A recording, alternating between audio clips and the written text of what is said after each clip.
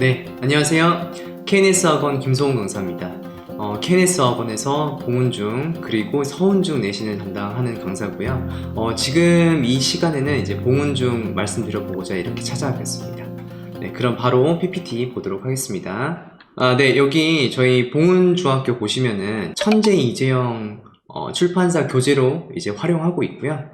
이번 기말고사 시험은 6과, 7과, 8과가 이제 시험 범위고, 그리고 이제 추가 자료가 있는데, 추가 자료는 6과, 7과, 8과에서 조금 선생님들께서 조금 보완하려고 단원 영영풀이나 또는 이제 문법 추가 자료를 조금 보완하는 차원에서 이제 준비된 자료고요. 따로 외부 지문인 이런 거는 일절 전혀 없습니다. 그러면 한번 유형부터 한번 살펴볼게요. 이제 봉은중 같은 경우는 우선 어휘 3문제, 그리고 어법 6문제 있고요. 그리고 독해가 무려 15문제입니다. 요것만 보셔도 이제 봉은중 같은 경우는 이번 기말고사는 독해 좀 치중을 준 그런 시험이 아니었나 이렇게 확인할 수 있고, 영장 문제 객관식으로 하나 있고, 그래서 도합 25문제로 이제 시험이 준비가 됐습니다. 요것만 보셔도 아예 그냥 객관식 문제인 거 확인하실 수 있고요.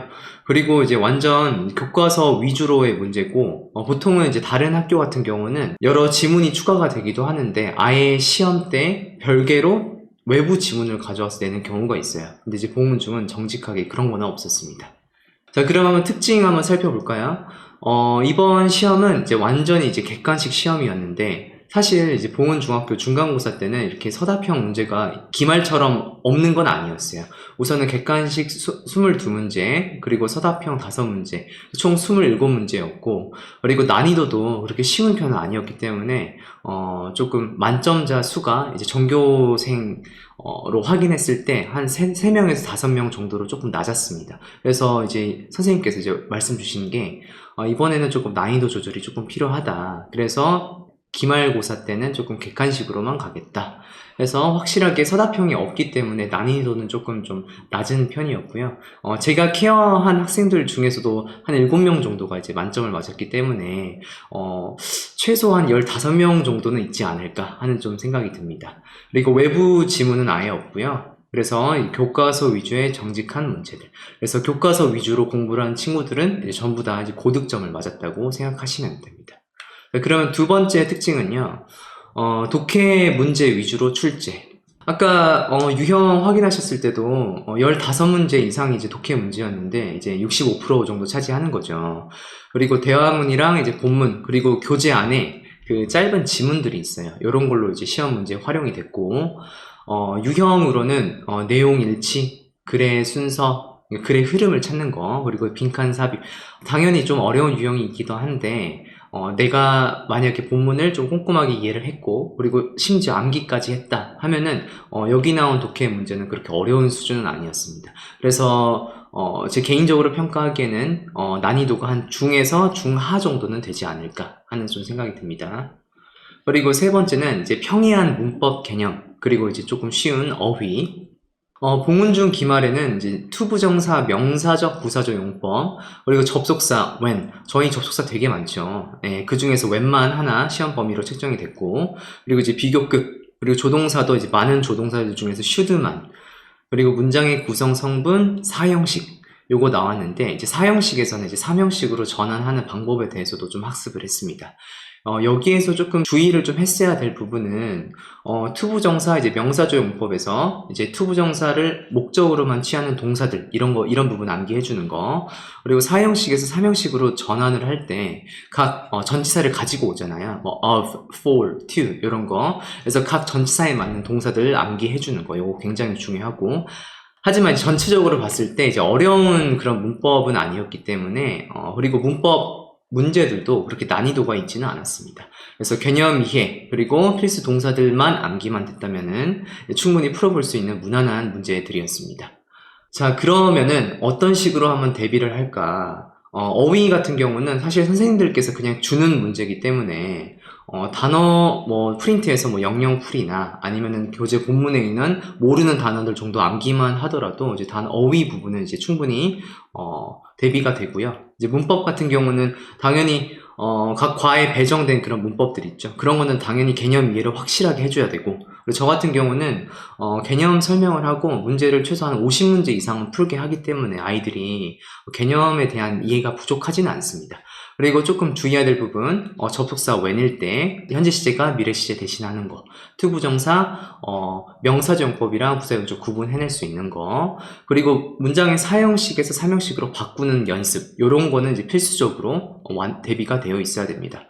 그리고 독해 같은 경우는 외부 지문이 없고 그냥 대화문, 본문, 그리고 이제 자투리 이런 지문들 이런 거를 좀 이해를 확실하게 해줘야 되고, 그리고 암기만 됐다면은 이제 고득점 이제 확인할 수 있고요. 유형도 내용일치 문제가 있어요. 이렇게 내용일치는 독해 유형 중에서도 조금 쉬운 편이기 때문에 난이도가 조금 낮다고 볼 수 있죠. 그리고 영장 문제도 있는데요. 그 객관식이랑 이제 서답형이랑 이렇게 혼합이 된 문제예요. 객관식 문제지만 서답형으로 저희가 이제 적어내서 거기서 몇 번째 단어가 어떤 단어인지 이렇게 맞추는 문제라서 서답형 연습도 무조건 필수로 진행이 돼야 됩니다. 그래서 제가 내신반 진행했을 때는 객관식 시험이어도 서답형 문제를 많이 출제를 해서 아이들이 대비가 될 수 있도록 했습니다. 그러면 고득점을 위한 수업 계획, 교재 지문에 좀 충실하게 좀 학습을 하는 거, 암기도 하고, 그리고 내신반에 오시면은 제가 이제 암기도 하고, 그리고 내용 이런 거에 대한 이제 시험 문제도 좀 출제를 해요. 그래서 아이들이 어쩔 수 없이 다 암기를 할 수밖에 없는 상황이고, 그리고 문법 개념 같은 경우도 이제 철저하게 설명해주고 문제 풀이로 계속 아이들을 반복을 하는 거죠. 이 정도 준비가 됐다 하면은 이제 봉은 중 기말고사에서는 무조건 고득점을 받으실 수 있습니다. 그러면 이제 문제 유형으로 넘어갈게요. 여기 어휘 문제 보이시죠? 여기 보시면 vet, firefighter, the magician, scriptwriter, the weather forecaster 이렇게 있는데, 요거는 사실 웬만한 학생들이 단어 뜻도 알고 있고, 여기 뒤에 나온 내용 그 뜻풀이만 해석을 할 줄만 알아도 맞출 수 있는 굉장히 쉬운 문제고요. 여기 오른쪽에 있는 이것도 이제 본문에 나왔던 단어들입니다. 그래서 문장에 맞게 끼워 넣을 수 있는 거, 이런 거는 선생님들이 거의 주는 문제죠. 자, 그 다음 문법 문제 확인할게요. 자, 여기 보시면은 윗글에 A, B와 역할이 같은 것끼리 짝지어진 것은, 오른쪽에 명사, 부사 요거는 제가 이제 기입을 한 거고요. 그러니까 명사적 용법과 부사적 용법을 어떻게 내가 이해를 하고 구별해낼 수 있느냐가 이 문제의 관건이죠. 이제 개념만 이제 제대로 이해했다면 요거는 쉽게 풀어낼 수 있는 문제고요. 그 다음 A를 같은 의미의 B로 전환할 때, 요거는 이제 사형식에서 삼형식으로 바꾸는 건데, 지금 선지 보시면은 bring, buy, cook, get, make가 있어요. 여기에서 A가 사형식 그리고 삼형식으로 바꿀 때 여기 전치사 for 보이시죠? 요게 전치사 for를 취하는 동사들이 2번부터 5번입니다. 1번 bring은 to를 데리고 와야 돼요. 그래서 동사 암기가 안 되면은 이거는 조금 이 문제를 놓치셨을 수도 있습니다. 자, 그 다음 독해로 가면요, 이런 식으로 일반적인 내용 일치 문제, 그러니까 굉장히 난이도가 조금 좀 쉬운 편이었고, 그 다음 두 번째, 여기 보시면은 이거 문장의 배열, 문장 순서 찾는 문제입니다. 요거는 대화문을 암기를 안 한 친구들도 이제 풀어낼 수는 있기는 한데, 지금 워낙 내용이 많아서 요거를 읽고 이제 배열하는 데까지 시간이 조금 많이 걸리겠죠. 그래서 철저히 대화문을 외운 친구들은 이런 문제도 그냥 쉽게 풀고 바로 넘어갈 수 있습니다. 자, 그리고 마지막으로 이제 객관식이랑 서답형이 혼합된 문제인데요. 여기 보시면은 단어를 모두 한 번씩만 사용해서 밑줄 친 A, 우리말과 같은 뜻이 되도록 영작할 때 6번째로 오는 단어는, 그러니까 객관식이지만 본인이 이렇게 서술해서 풀어서 쓴 다음에 거기서 6번째 오는 단어를 체크를 해야 돼요. 그래서 서술형 문제도 준비가 돼야 됩니다. 여기까지가 이제 제가 간략하게 이제 봉은 중 준비한 거고요.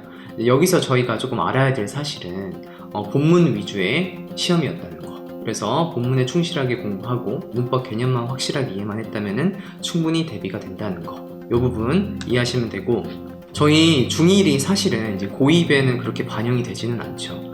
그래도 이제 중학교 2학년 중간고사부터는 이제 입시 싸움이 일어나는데, 사실 옆에 있는 아이들과 이제 경쟁을 하고 시험을 준비를 하고 전략적으로 본인이 한번 공부도 해보고, 그러니까 입시를 위한 싸움을 미리 예행 연습해 볼 수 있는 매우 중요한 시간입니다. 그래서 이번 이제 곧 중1로 올라올 예비 중일 학생들도 이제 내신반에 들어와서 어떻게 공부하는지를 배워보는 그런 중요한 시간이 됐었으면 좋겠습니다. 네, 여기까지 하겠습니다. 감사합니다.